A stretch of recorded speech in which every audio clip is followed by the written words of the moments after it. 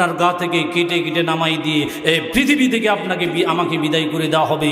পৃথিবী হবে এত নিষ্ঠুর, সেই পৃথিবীর সঙ্গে আমাদের সম্পর্ক এত বেশি, কিন্তু এই পৃথিবীতে যখন চলে যাব অবস্থাটা আমাদের কি হবে কবরের ভিতরে, জাহান্নামের আগুন।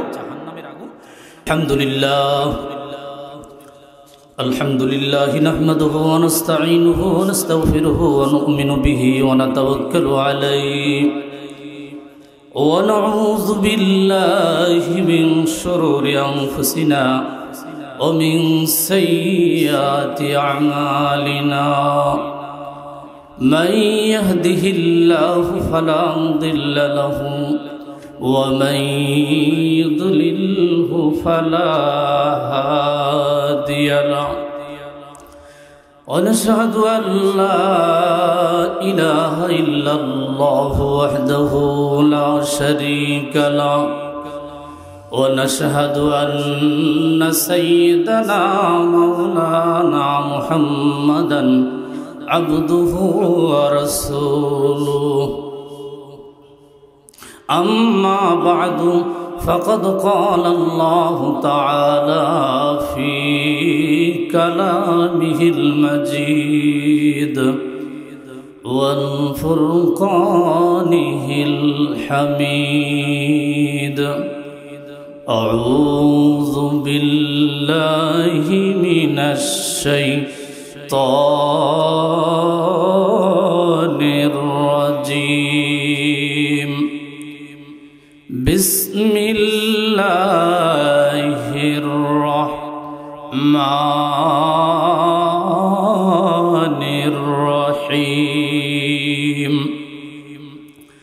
وقضى ربك ألا تعبدوا إلا إياه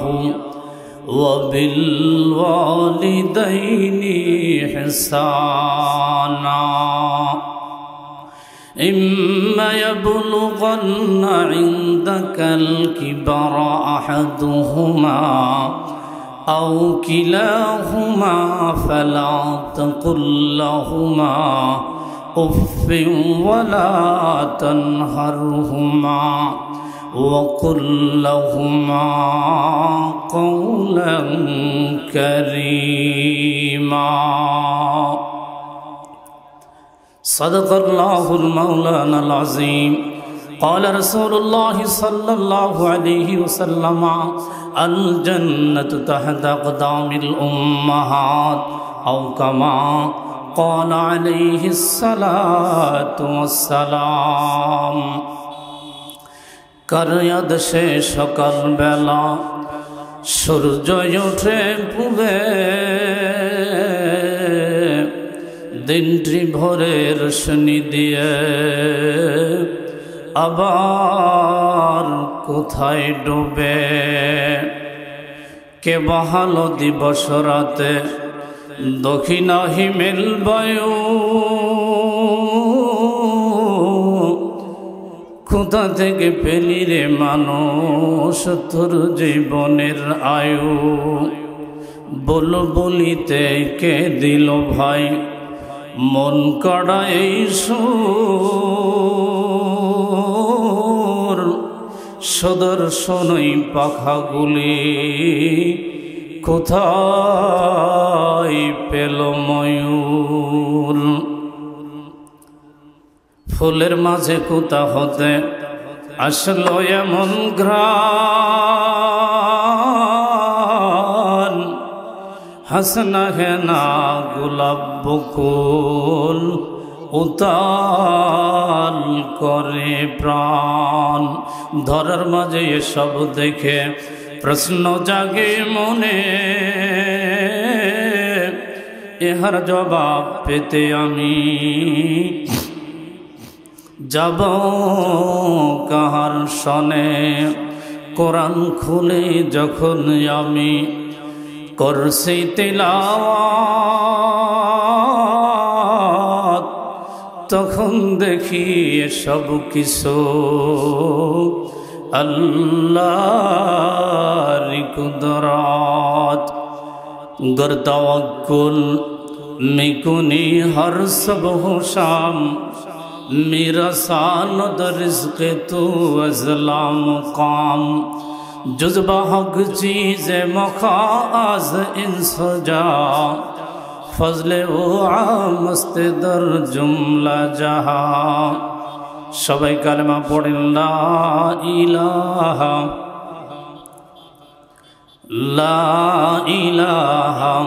इल्लल्लाह ला इलाहा इल्लल्लाह ला इलाहा इल्लल्लाह तुमी कौके बनाइला कलीमुल्लाह याबर कौके बनाइला खलीलुल्लाह तुम्हार नबी के बनाइला तुमी আমার নবীকে বানাইলা তুমি তোমার প্রিয় হাবিবুল্লাহ লা ইলাহা ইল্লাল্লাহ লা ইলাহা ইল্লাল্লাহ লা ইলাহা ইল্লাল্লাহ মুহাম্মাদুর রাসূলুল্লাহ সাল্লাল্লাহু আলাইহি ওয়াসাল্লাম। আলহামদুলিল্লাহ, সমস্ত প্রশংসা ও তারিফ মহান আল্লাহ পাকের শানে যে আল্লাহ রাব্বুল আলামিন আজকের এই বার্ষিক তাফসীরুল কুরআন মাহফিল 2024 বন্দকুর মইল নূরে মদিনা মাদ্রাসার আয়োজিত এই তাফসীর মাহফিলে আমাদের সকলকে বসার জন্য সুযোগ করে দিলেন, সেজন্য মহান সত্তার প্রতি শুকরিয়া জ্ঞাপন করছি। সকলে বলি আলহামদুলিল্লাহ। অতঃপর দরুদ ও সালাম বর্ষিত হোক সে মহান ব্যক্তিত্বের সৌজন্যে যিনি ছিলেন মানবতার কান্ডার, রহমতের ভান্ডার, প্যারা নবী জনাবি মুহাম্মদ রাসূলুল্লাহ। সকলের অন্তরস্থল থেকে বলি সাল্লাল্লাহু আলাইহি ওয়াসাল্লাম। আসুন আমি কুরআনুল কারীম থেকে সূরাতুল বনী ইসরাঈলের একটি আয়াত তেলাওয়াত করেছি। আয়াতের আলোকে কিছু সময় আপনাদের সম্মুখে কথা বলবো। আউযু বিল্লাহি মিনাশ শাইতানির রাজীম বিসমিল্লাহির রাহমানির রহিম। وقضى ربك ألا تعبدوا إلا إياه وبالوالدين إحسانا।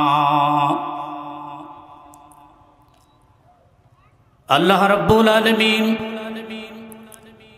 পবিত্র কুরআনুল কারীমের ভিতরে আয়াত নাজিল করে জানাই দেন, দুনিয়ার মানুষ শুনে নাও, তোমাদের পিতামাতা যখন বার্ধক্য অবস্থায় উপনীত হবে, তোমাদের পিতামাতার খেদমত তোমরা করবা। তোমরা তোমাদের জীবদ্দশায় পিতামাতার সঙ্গে এমন আচরণ করবে যার কারণে পিতামাতা ও শব্দটা যেন ব্যবহার না করে। এটা আল্লাহ পাক আমাদের বলেছেন, রাসূল বলছেন, আল জান্নাতু তাহতা আকদামিল উম্মাহাত। আমার উম্মতেরা, তোমার জান্নাত হচ্ছে তোমার পিতামাতার পায়ের নিচে। আজকে সেই পিতামাতা আমাদের কাছে অসহায়। পিতামাতা এমন অবস্থা, আমরা পিতামাতার সাথে সদ্ব্যবহার করি না। এই পিতামাতা সন্তানের জন্য কত, পিতামাতার দোয়া সন্তানের জন্য কত ফলপ্রসূ। শেখ সাদী রহমতুল্লাহ আলী বলেছেন, খেদমত মা দরবে দর গুন ইখতিয়ার তাকে বাসি মাল দৌলত বখতিয়ার। খেদমত মা দরবে দর গুন সবহ শাম তাকে বাসি হর দো আলম নে কোনা। ও দুনিয়ার মানুষ, পিতামাতার দোয়া যদি তুমি নিতে পারো, পৃথিবীর শ্রেষ্ঠ সন্তান যারা আছে কোটিপতি হওয়ার জন্য, পিতামাতার দোয়া যদি তোমার প্রতি থাকে, মনে রেখো আল্লাহ তাআলা পিতামাতার দোয়ার কারণে তোমাকে জিরো থেকে হিরো বানাই দিতে পারে আমার আল্লাহ। পিতামাতার খেদমত করার কারণে আল্লাহ পাক আমাদেরকে দুনিয়ার ভিতরে সম্পদশালী করে দিতে পারে। তাকে বাসি মাল ও দৌলত বখতিয়া, ধন সম্পদের মালিক যদি, অঢেল ধন সম্পদের মালিক যদি তুমি হতে চাও, পিতামাতার খেদমত করো, পিতামাতার দোয়ার কারণে তুমি উপরে উঠে যাও। পিতামাতার দোয়া সন্তানের জন্য কত ফলপ্রসূ। আসুন সংক্ষেপে আমি বলতে চাই,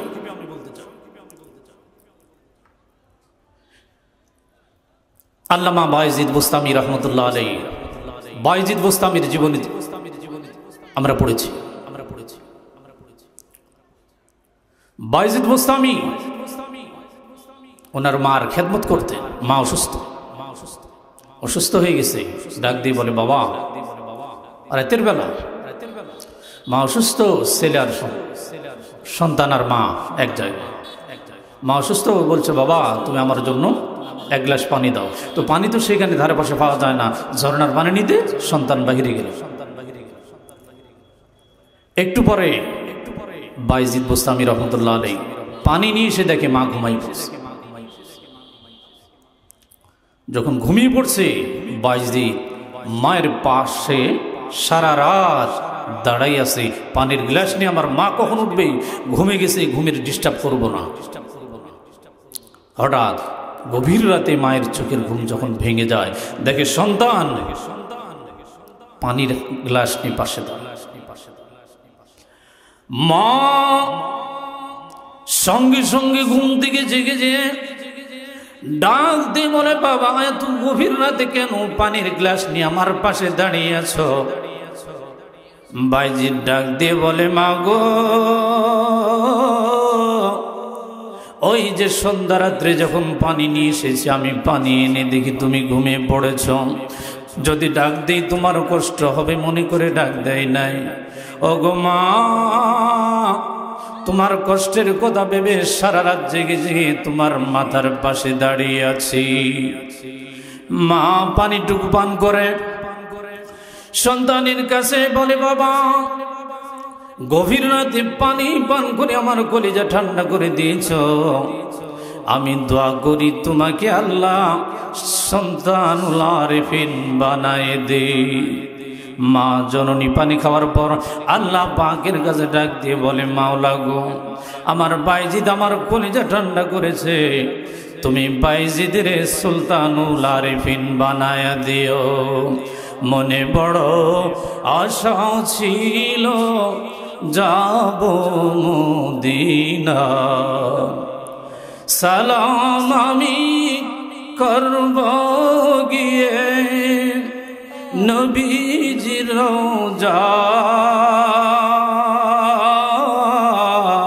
রওজায়। মনে বড় আশা ছিল যাব মদিনায়। কাফেলাতে কে যাও তুমি, কে যাও বে তোরি ও ভাই, কে যাও বে তোরি। সঙ্গে নিও আমায় তোমরা খানি কৃপা করি। সঙ্গে যদি নালাও মোরে গিয়ে মদিনায়, এই গরিবের সালাম দিও নবীজির রওজায়। আমার আশায় আছে সম্বল নাই, আশায় আছে সম্বল নাই, করি কি উপায়।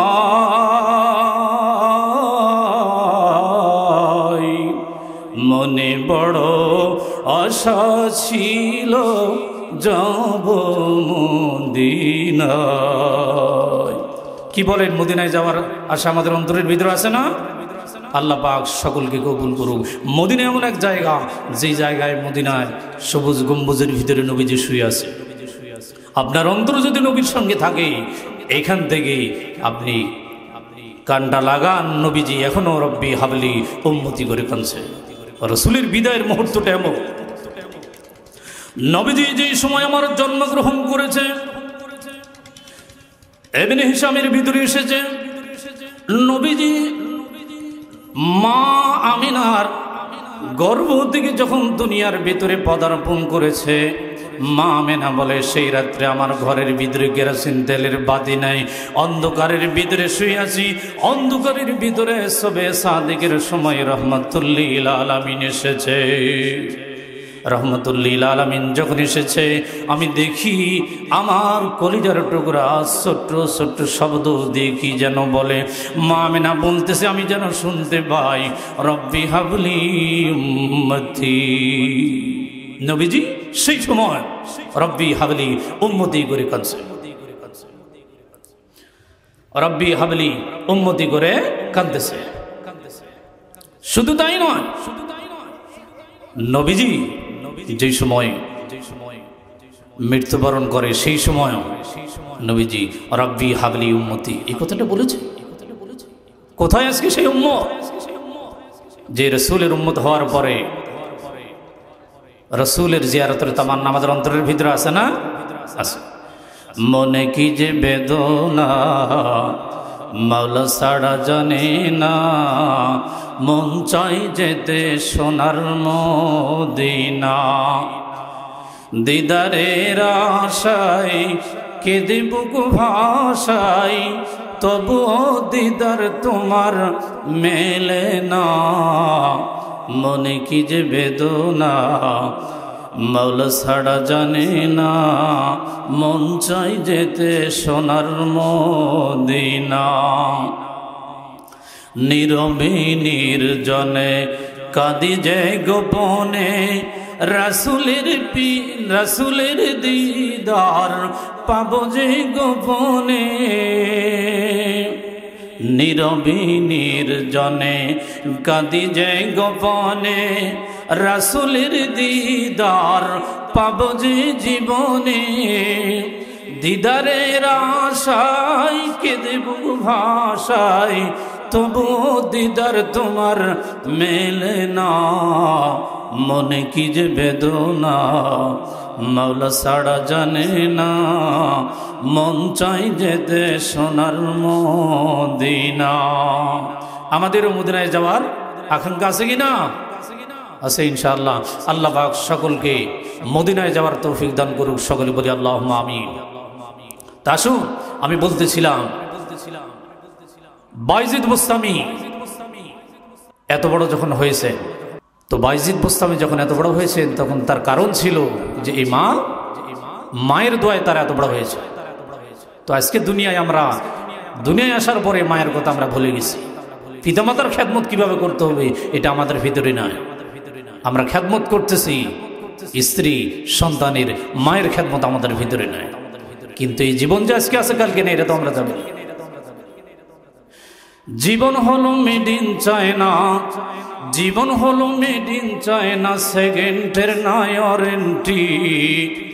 আগামীকাল বাজবে নাকি দিতে পারো গ্যারান্টি, আগামীকাল বাজবে নাকি দিতে পারো গ্যারান্টি। জীবন হলো মেড ইন চায়না, জীবন হলো মেড ইন চায়না, সেকেন্ডের নয় ওয়ারেন্টি।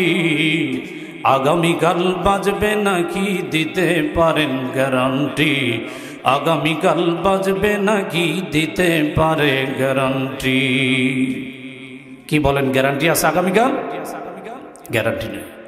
সুতরাং সার্বক্ষণিকভাবে পিতামাতার খেদমত করব, আল্লাহর ইবাদত করব। আমার আল্লাহ তাআলা ডাক দিয়ে বলে, বান্দা আমার নিয়ামত খাওয়ার পরে আমার শুকরিয়া যদি তুমি আদায় করো, লাইন শাকারতুম লাযীদান্নাকুম ওয়া লাইন কাফারতুম ইন্না আযাবি লাশাদীদ।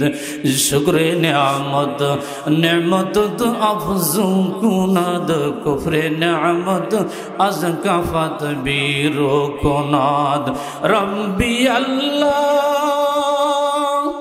লা ইলাহা গায়রুহু ওয়া নাবিয়্যু মুহাম্মদ মুস্তাফাহু দীনিয়াল ইসলাম দীনা মাওকাহু আরজু কুফরা নাহনু আফওয়ান ইনদাহু মুক্তাদায়া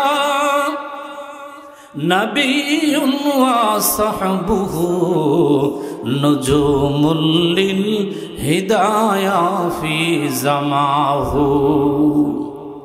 সদা শুকরিয়া আদায় করব কার?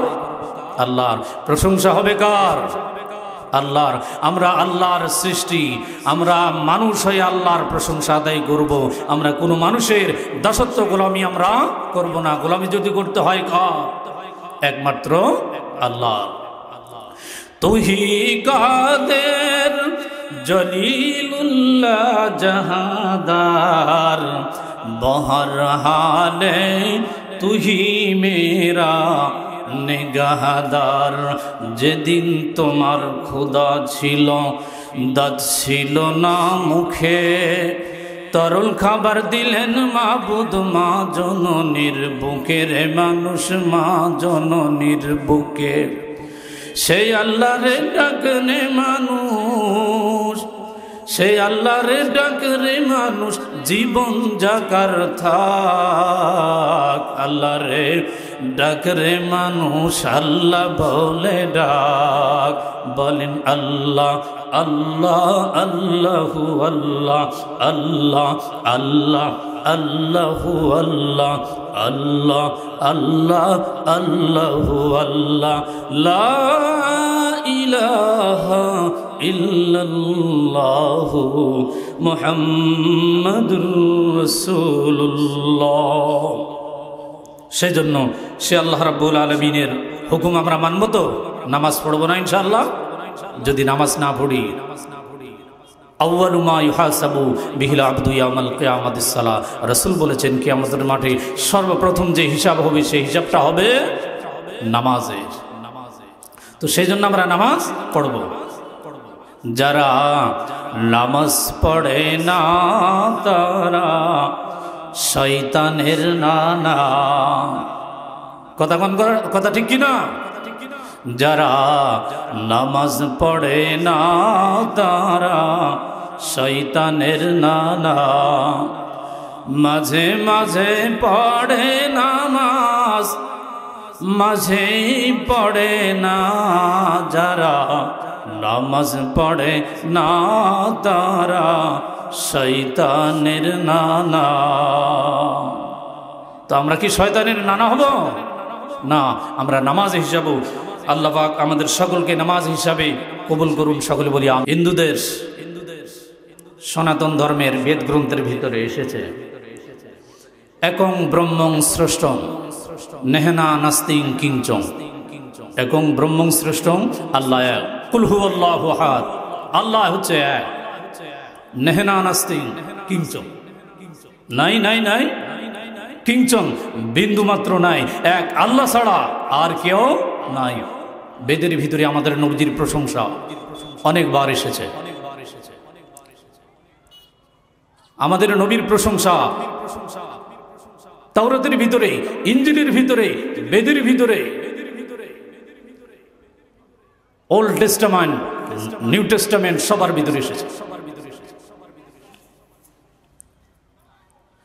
মুহাম্মদ নাম যতই জপি ততই মধুর লাগে। মুহাম্মদ নাম যতই জপি জবরে আছে আমল দাওয়া, জেরে আছে বেহেশতি পাওয়া।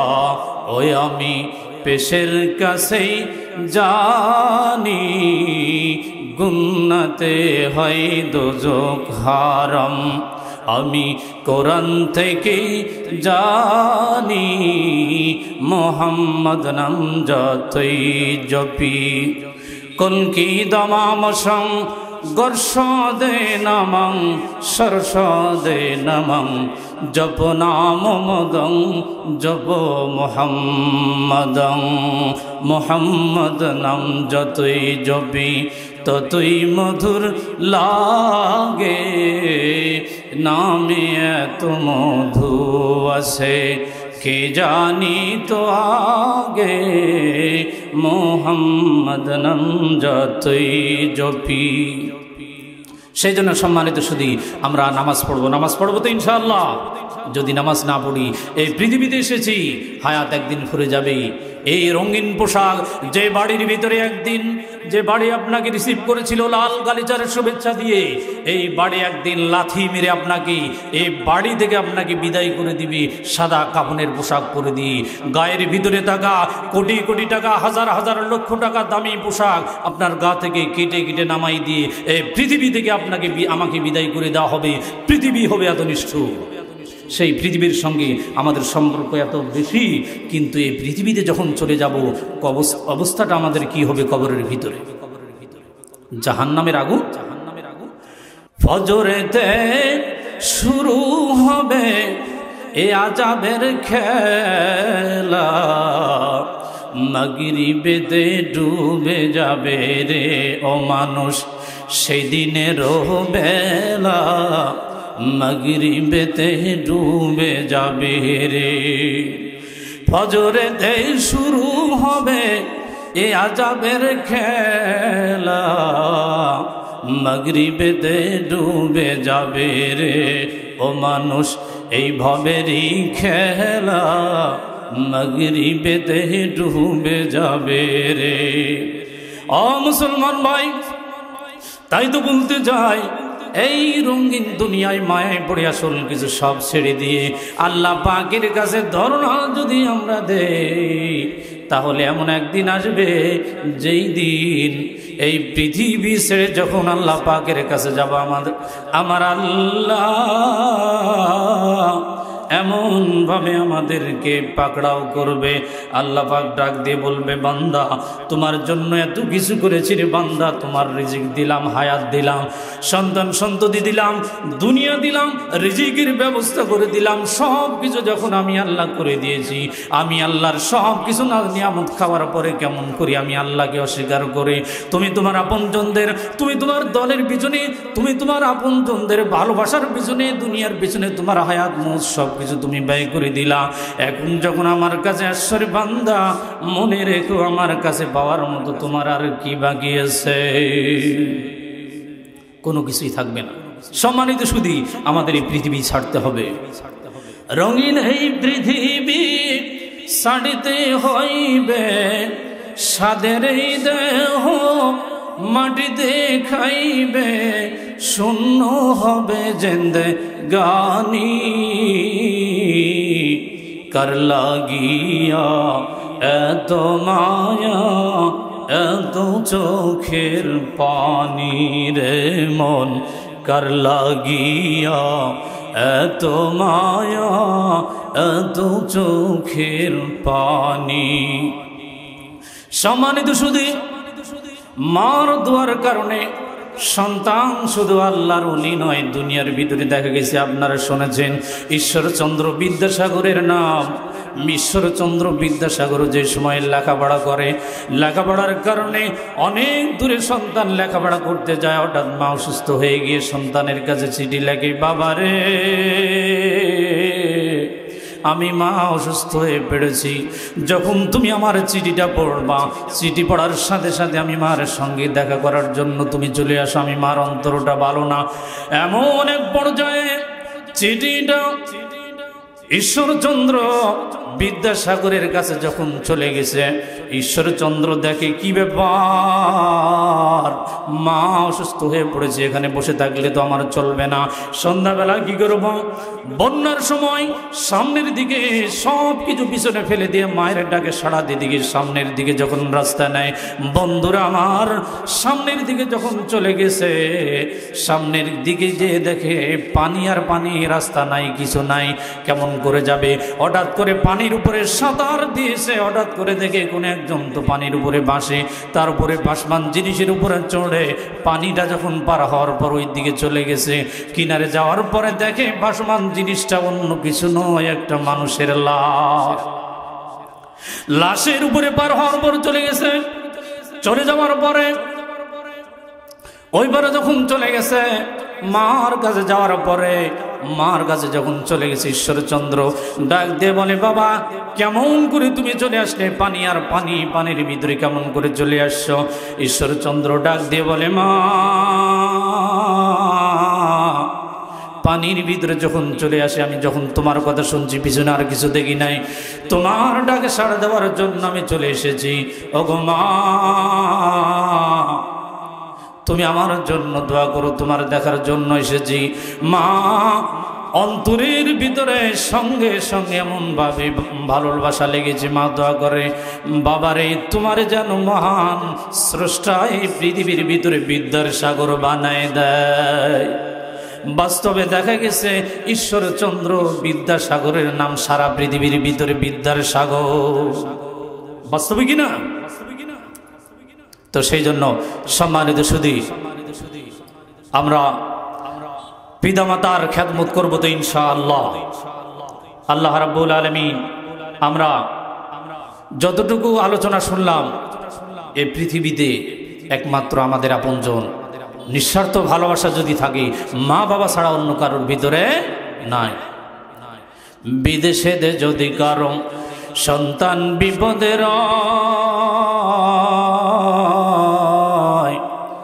পশু পাখি জানার আগে জানে তাহার মায়।